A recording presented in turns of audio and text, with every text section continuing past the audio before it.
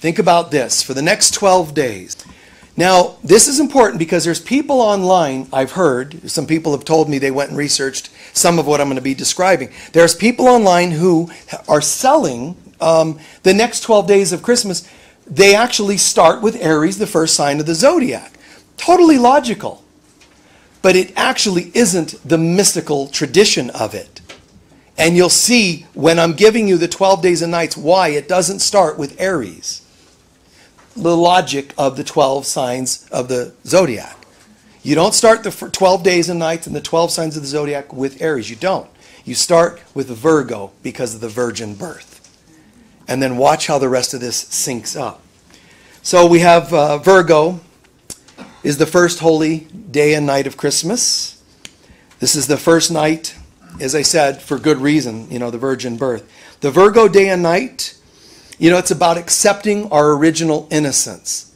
I'm not telling you about historic, I'm telling you about you and I. We have to, for that first day especially, concentrate, absorb, integrate, accept our original innocence, rather than the guilts and shames that the world taught us. Now that's a nice affirmation. Oh yeah, I think I'll do that. No. It means sit with that. Sit with it and spend some time on the first day saying, like tomorrow we're going to be here for people that want to join us. We're going to be here, we'll watch a movie, maybe a cartoon or a movie. We're going to sit on the floor, throw some pillows and blankets down. If you're coming, bring some blankets and pillows. We'll throw them all down, have some snacks. But you know what it is? It's like kids. I mean, that's part of what it's like. It's an innocence. So that's a great way to start this whole process program. The first day, let's lay on the floor and, watch movies and let our feet kind of rock from back and forward. Whatever it is to feel like a kid. And not accept what the world has told us. And not just the world. Who else?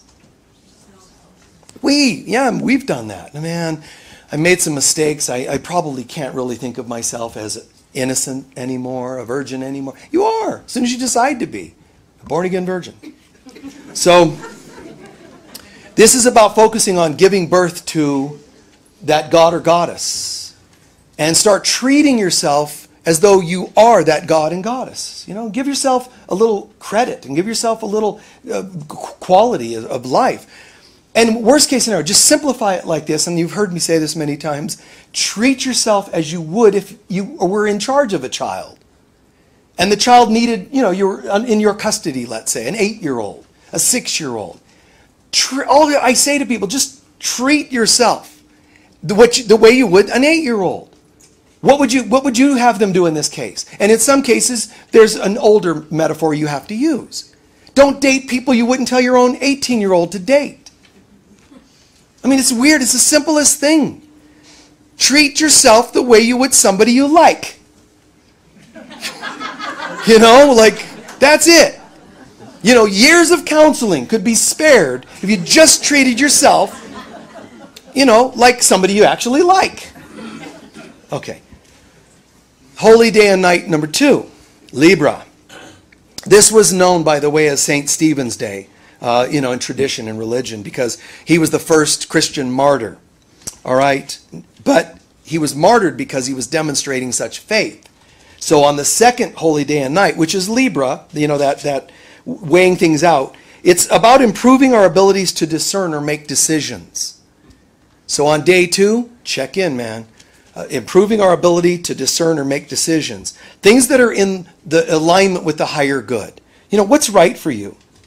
But also St. Stephen's martyred for what? Show more conviction. Don't just make better decisions, follow through, show some conviction. Day 2 will test you accordingly.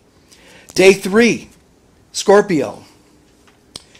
This is known as the day of St. John. So John is the apostle who wrote the Gospel of John. He was considered the mystic apostle.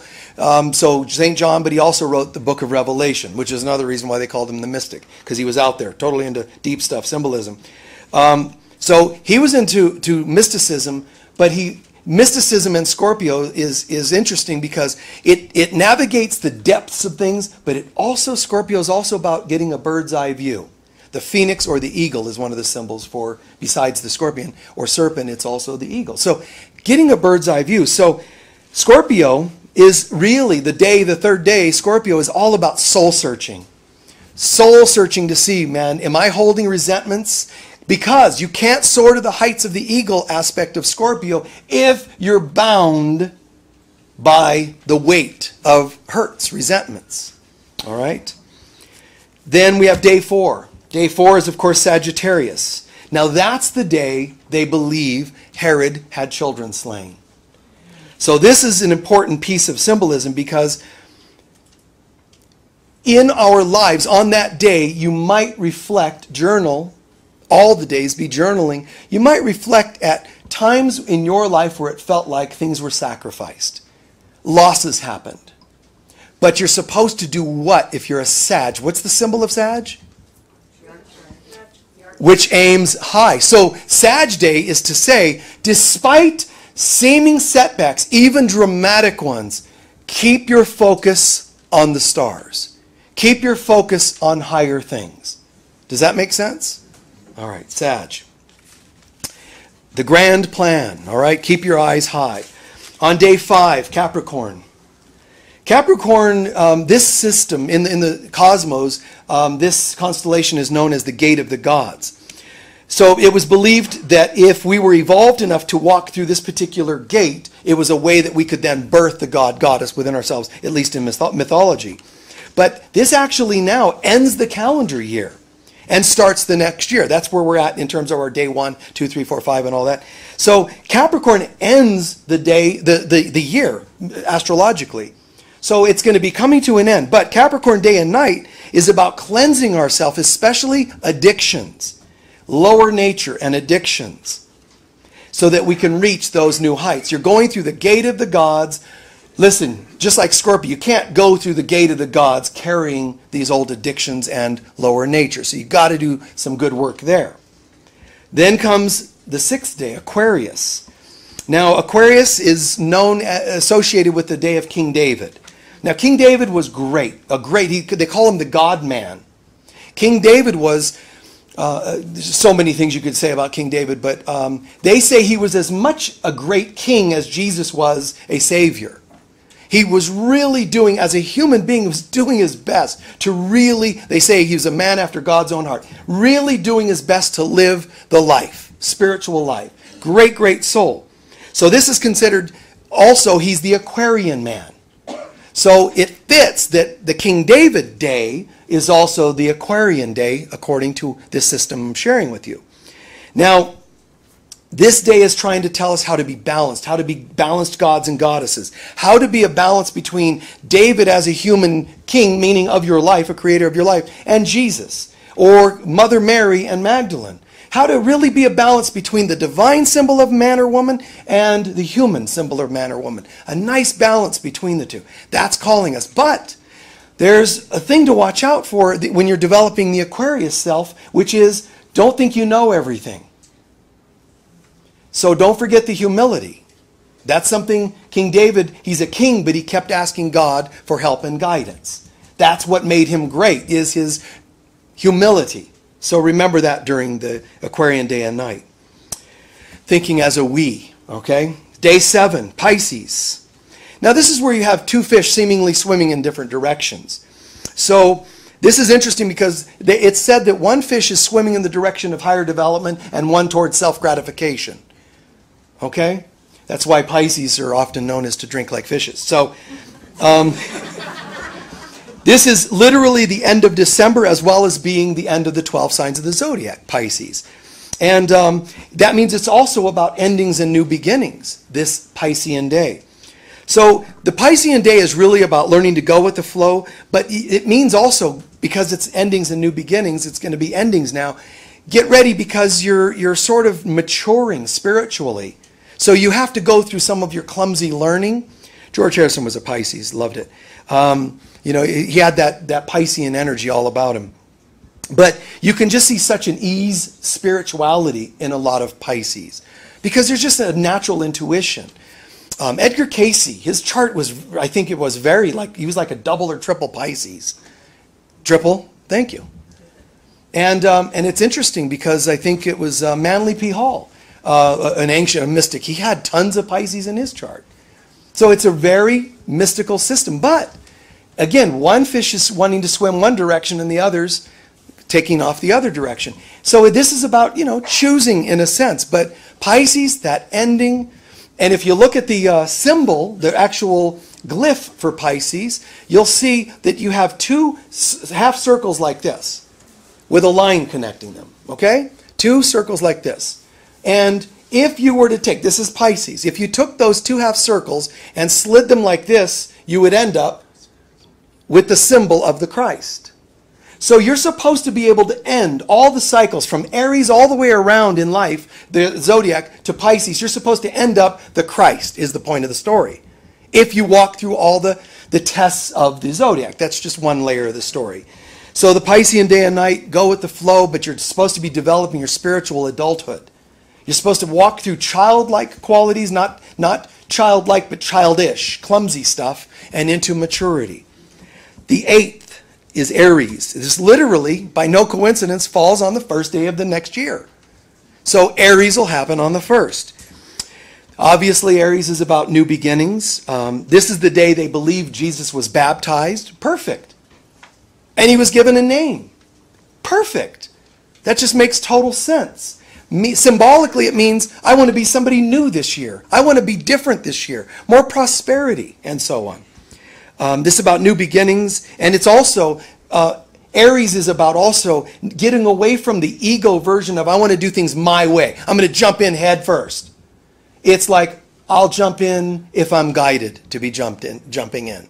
See? So Aries is still about humility. It's about, yes, the force to go, but it's through inspiration instead of ego. On day 9, we have Taurus. And this is where we begin the days that honor traditionally the three wise men. So the first day of the three wise men, Melchior, he brings gold. He's honoring Jesus as a king by bringing gold. Symbolically, he brings gold, but it's a symbol. I see you as royalty, and he is, because he's part of God. The Taurian day and night calls us to release attachments to material things, which is wise, but it's really cool because Taurus also tells us you can make money out of thin air. Prosperity, Taurus, and yet don't be attached. Again, look how many of these are about balance. So, Taurus it's okay, guys. It's okay to have good material things. Gold, you're a child of God, you deserve, so receive gold. Not to get attached. So how do I know to not get attached? How do I prove that? By sharing it. The 10th, Gemini. That's the wise man Caspar, and he brings frankincense. And that's kind of interesting because the frankincense means he's honoring Jesus as a priest. All right? Now, frankincense is interesting because it's a resin and it turns molten when you light it, but it was also highly valued for its ethereal qualities and purification qualities. So, symbolizing a spiritual part of us. You kind of know already, but Gemini symbolizes the warring twins. So this is really about that day and night. Watch out for duality. Just watch out for signs of duality, and just what do you do with duality? Bring them to peace. Honor both sides, but somehow bring them to peace. And this sign is also about making healthy commitments, I should add. All right. Next, the 11th is Cancerian. Now this is Balthazar, the wise man Balthazar, and he brings myrrh, which is interesting because it's considered valuable yet bitter, this particular incense or resin. And it's also used to anoint the dead in that time especially. So Magdalene actually came to Jesus, and this is where they talk about her washing his feet and doing this, and the oil she brought was myrrh. And everybody else was kind of like, this whole thing she's doing is kind of nutty, it's weird. He was saying she's actually sensing, she knows everything that's going to be happening. You guys are missing the boat. She's with it. She's here honoring with myrrh for a reason. But it also means, you and I, we birthed the Christ. It's beautiful. Here's your gold. Here's your frankincense. But there's a bitterness to this path because the world doesn't always honor it. So, be of good cheer, man, if you go through that stuff. Cancer, that's the sign for Balthazar. But I want to add this, that the Cancerian tests or lessons is as follows, or are as follows. It also means those who do the will of God are your family. Because Cancerians are they say, family-oriented. But who is your family? If you're supposed to be a glorious, true Cancerian, with the light of God shining through you, then the Cancerian would be someone who recognizes their real family rather than waiting around for the old family to get them. So this is where you say, you know what? Even family that you get along with does not have priority over you and your relationship with God. So Cancerians need to set a priority, God first. And let God help decide who is your family. And start with this. God is my father and mother. You had a nice dad, mom? Good, good. The good symbol. Thank you for well symbolizing as human beings God. But God's still my father and mother. At the end of the day, the world doesn't get that. So bless you on Cancerian Day and or Cancerian month, and for all Cancerians to really realize why you're a Cancerian. Because you're supposed to learn who your real family is. And it's anybody that is your spiritual family. That's your real family. And everybody will ultimately end up your spiritual family. But they don't get it yet. So let them go their way. Let them do their thing. To your own self be true. Last but not least, Leo. They love being last, not. So this was known as Simeon's Day. And I won't go into the symbol of that, but this day symbolizes obviously the constellation of Leo. So the Leo day and night is about recognizing the last shall be first and the first shall be last. So this is really cool because Leo is like, you know, Hercules goes through his lessons of the 12 signs of the zodiac, the 12 labors of Hercules. But to go through them, he ends up slaying a lion and taking its skin and using it as his headdress or cloak. Meaning, clothe yourself in Leo. Recognize that you are the Christ Leo child. Have the pride of the tribe of Judea. You know, say, I've got something with me that I need. So you wear that Christ self well. And so our 12 days and nights end with Leo, but it's not, you know, because Leos, a lot of people think, you know, Leos are just, or Libras are just such and such. There's so many layers to all these. These are psychological archetypes. They're not linear pinpoints. But Leo, it's like, you know what? Even if I win all my tests, who's the I? I'm going to surrender to the greater I. My Leo I is going to surrender to the spiritual I am. And then Leo, as a sign, as a name, as a whatever, you know, archetype or whatever it happens to be, all of a sudden it disappears and you're a light version of that. At the end of all of life's tests, guys, we're not a Leo or a Libra. We are not even, you go from that, the lower aspect of every sign you're born with. But you're supposed to, by the end of your life, have risen to the higher aspect of your sign. And there'll be a time where you will be able to say, not only have I done that, I've actually lived the highest aspect of all the signs. And instead of waiting for that to happen, lifetime after lifetime, we can do it now in a microcosmic way. Just get 12 days right. For God's sakes, man. 12 days. You know, and it happens. You'll be going like, oh, this is, you know, first day you're thinking about, second day you're focused, third day, you know, seventh, and you kind of start to forget, and you have some, on the phone, then you're like, oh my God, so close. It's all right. It's all right. Because you got next year, oh, that's so far away. No, you can correct it even at the end of that day. If I slip on Leo's day, I can close my eyes and correct it in my mind. Don't accept failure ever. Just redo it in your mind. Stay aligned, and if you can, keep a journal through those 12 days and nights. It's not just an interesting talk. This is a process that we're discussing. It's a process that will make and break people's lives. You know, this is about step up. This is a mystical, you know, training. Let's step up and be different. And you can use the next 12 days and nights. And any other, you know, even if you didn't believe in this, anything you do to focus on creating a better life is going to help. Remember, as we end this year, we're going to start the next year with a Wednesday night online course on co-creating a new life. And that's the same, just got the same meaning as the 12 days and nights. Don't settle. Let's start a different kind of a day and night.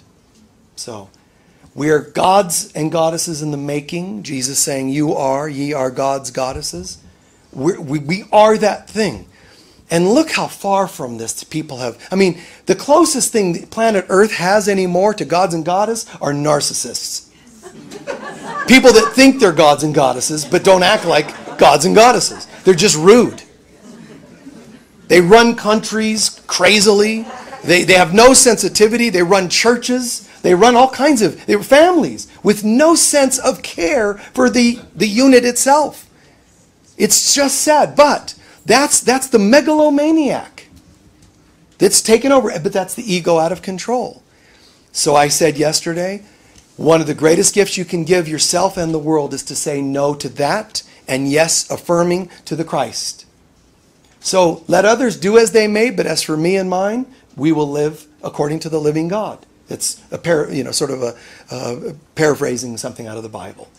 But that's the way to do it. I know they don't get it. So what? While I'm here, I'm going to get it. Live differently. Bring things into your home, guys. Bring the tree, bring things into your home. Feng Shui is not just a science, a practice, an art.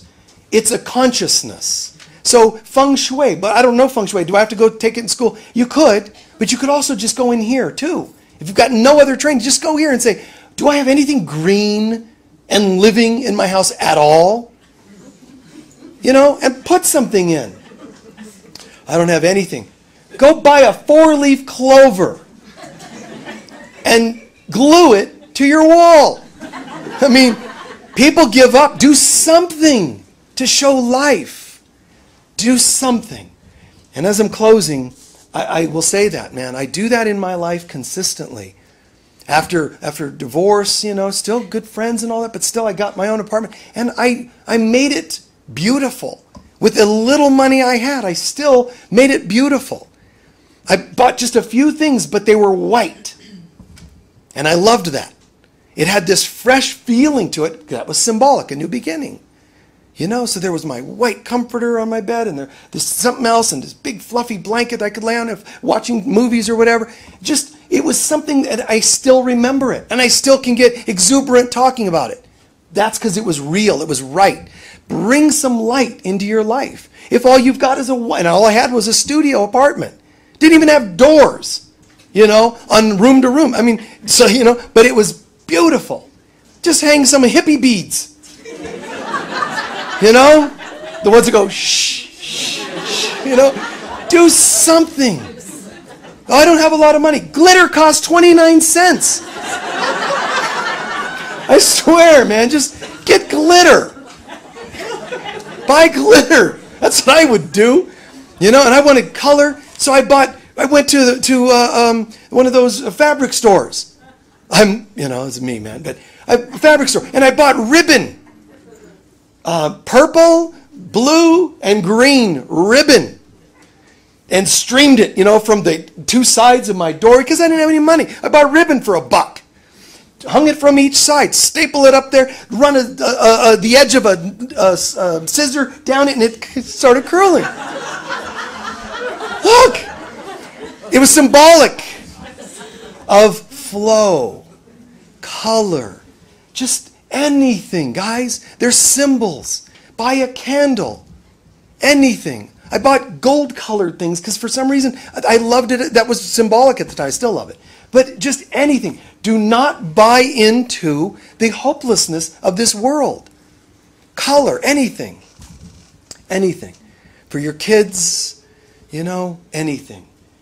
And when you have doubts about how you're parenting and how you're living and your partnerships and your, whatever else you're doing and in parenting, it's easy to have those doubts. So do something different. Because if you are carrying those doubts, they can feel it. They can. Your dogs, your cats can sense every self-doubt you have. Every inadequacy, they feel it all. So can you try, just like, let's say to ourselves, maybe I can try and bring something different. Music. Play stuff that you like. Play stuff you dance to. There's always a way. And that movie that was made, It's a Wonderful Life, people have seen it for a long time and it's still a black and white, it's an old movie. There's still something in there that says something we should all hear every day. There's a part of us that feels hopeless, and I did. At times, I felt like George Bailey. There are times when I thought, man, nothing's going right. I felt pathetic at times as a parent, and I can't give them more of this, and I've certainly felt that. And maybe all of us have, and I'm sure all of us have, in different ways.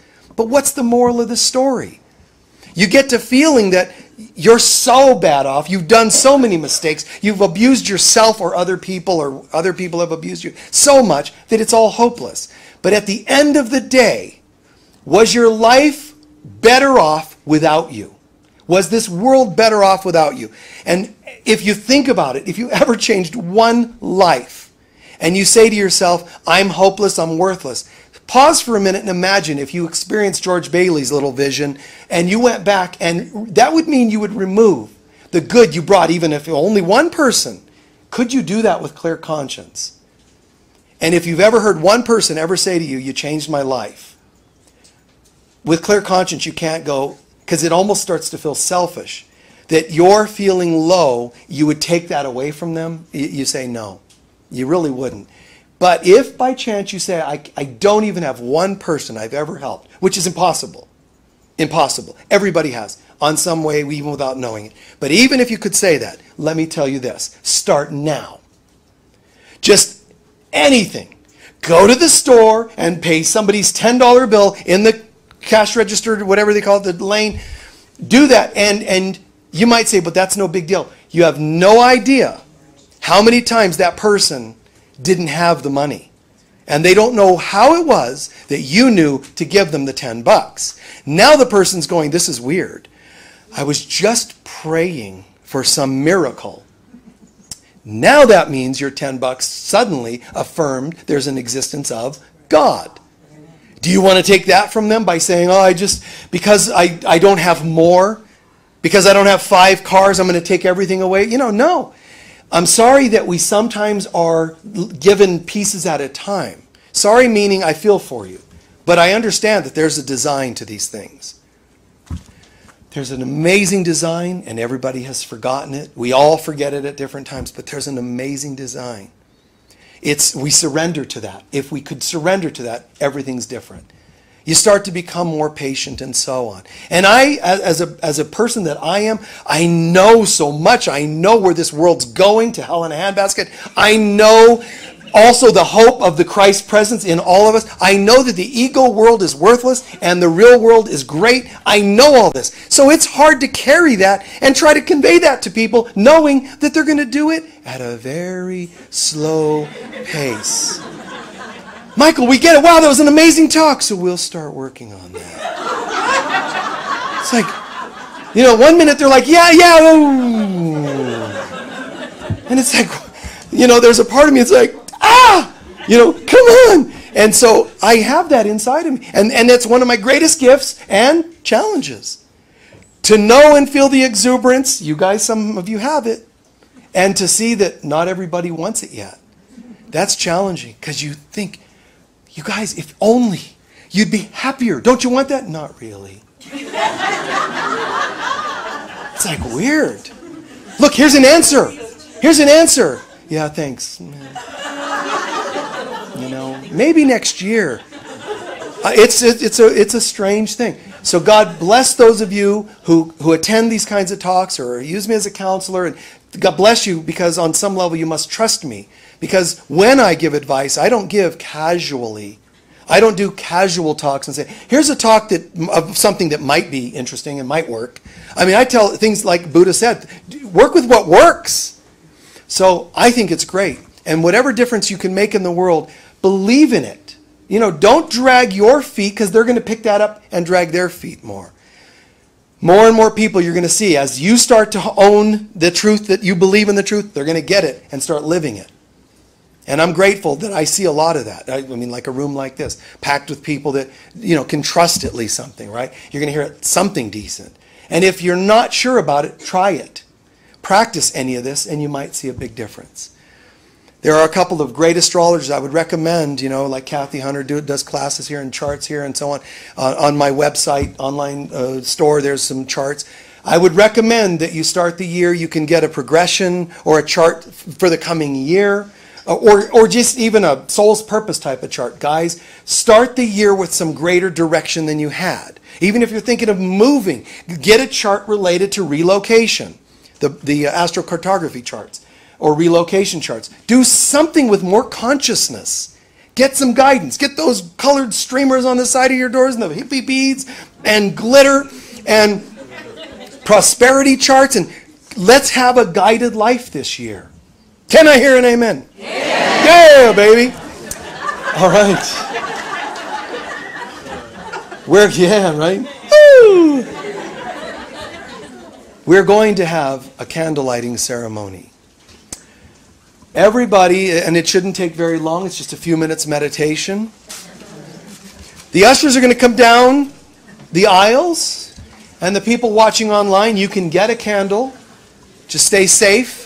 Keep your candle vertical when it's lit. Keep it away from your hair.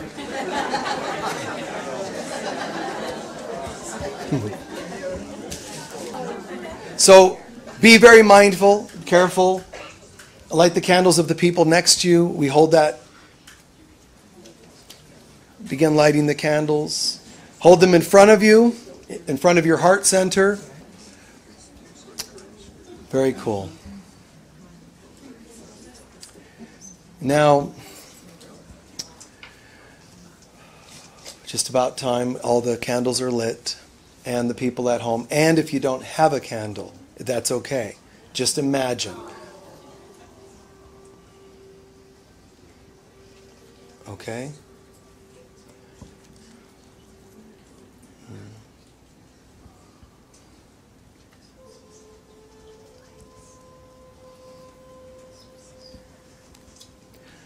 All right.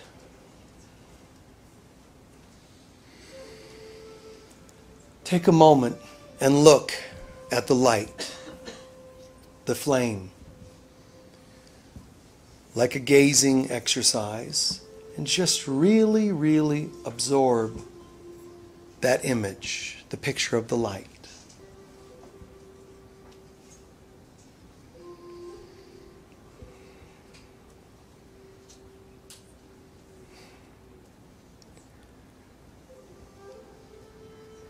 And then, make sure your candle is where it should be, nice and safe, but close your eyes for a moment.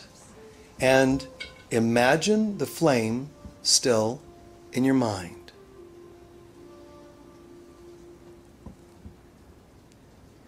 See the flame.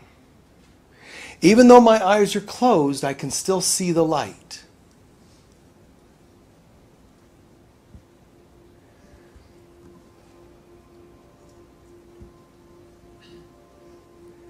Open your eyes again and look at the light. This light symbolizes the light within all beings. It symbolizes the spirit spark flame that shot from the original light of God. That flame, that light that is in me, that light that is me. This light symbolizes not just my soul, but my Christed soul.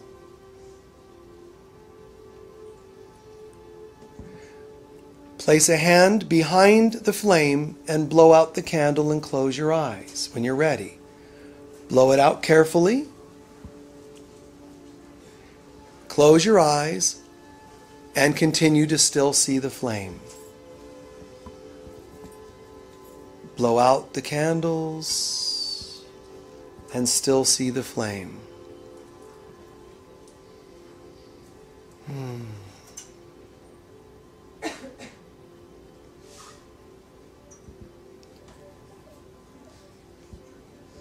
The I am presence of God.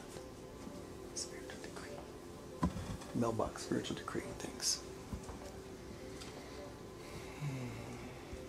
The I am spiritual flame. This is me. I choose to believe that that light is in me, alive, active, warm, and illuminating, even when I can't see it. I know that it's there. And I choose to live this light on a day-to-day basis.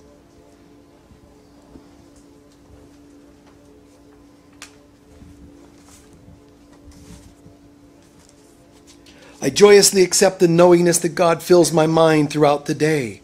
Be in my mind when I wake, my Father, Mother God, and shine on me throughout the day today. Let every minute be a time in which I dwell with you. Let me not forget my minute-by-minute thanksgiving that you have remained with me and always will hear my call and will answer me. As evening comes, let all thoughts be still of you and of your love.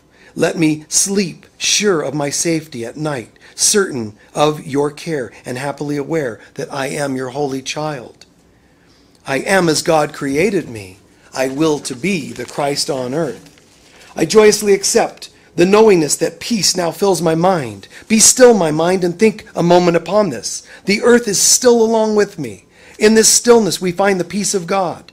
Peace be to me, and peace be to all the world. In holiness was I created, and in holiness do I remain. Father, Mother God, it is your peace that I give, receiving it from you. I am your holy child forever, just as you created me. For the great rays remain forever still and undisturbed within me.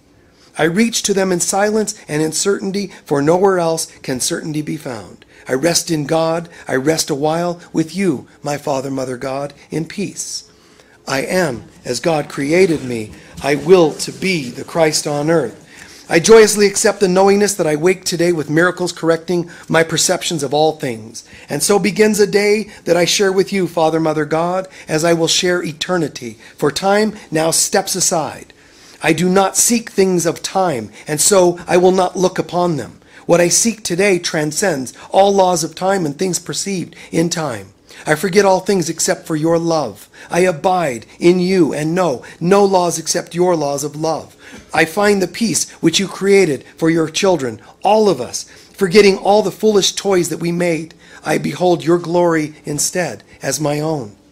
I am as God created me. I will to be the Christ on earth. I joyously accept the knowingness that I'm surrounded by the love of God. Today I let all things be as you, Father, Mother God, created them. And I give your holy children the honor due their purity. Today I leave creation free to be itself. I honor all its parts in which I am included. I am one with each part which contains your memory. The truth must shine in all of us as one. Through this I am redeemed. Through this the truth will enter where illusions were. Light now replaces darkness, and I know the I am as you created me. I am as God created me. I will to be the Christ on earth. I joyously accept the knowingness that each soul has a Christ self who brings divine plans into remembrance. I know my divine plan. I know every aspect of my divine plan and what it will take to fulfill that plan. I know my soul's purpose, and you guide me to living that soul's purpose now. I'm free from all spiritual blindness that would conceal my true purpose. I call upon Archangel Michael to purify my beliefs in order to make my mind the chalice of the mind of Christ. I am as God created me. I will to be the Christ on earth. The light that I am, I choose to know, believe, and live. The light that I am, you are, my brothers and sisters. Take a moment to see a few people that have really well mirrored the Christ light to you. Any teacher, any person, male or female, black or white, throughout any time, whoever comes up to your mind, give thanks to them for being a great vision of the Christ.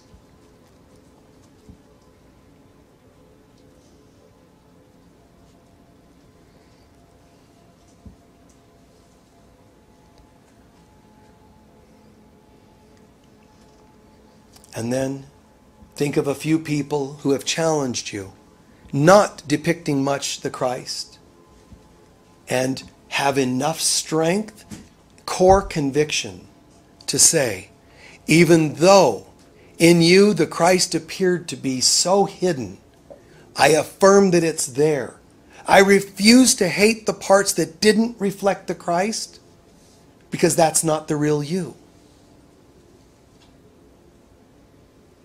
I choose to have learned the lessons I needed to learn from the experience with you, and I affirm the Christ in you. And I release you to find that, beloved brother or sister, because if you do, you would never need to harm yourself or anyone else. And I'm so grateful to be a part of that. I'm so grateful to be a part of your awakening, even if you don't know that you're awakening yet. And I might be the very first person in your lives that ever had the faith to affirm your goodness. And I'm very humbled at that. So again, we imagine that we're holding that candle. We imagine the flame is still flickering. And we imagine now, not the solid candle with a real flame. We imagine in our mind, we reach into the heart of the people we've struggled with, and we leave the candle with the flame lit. And do that with each of a few people that you might have struggled with.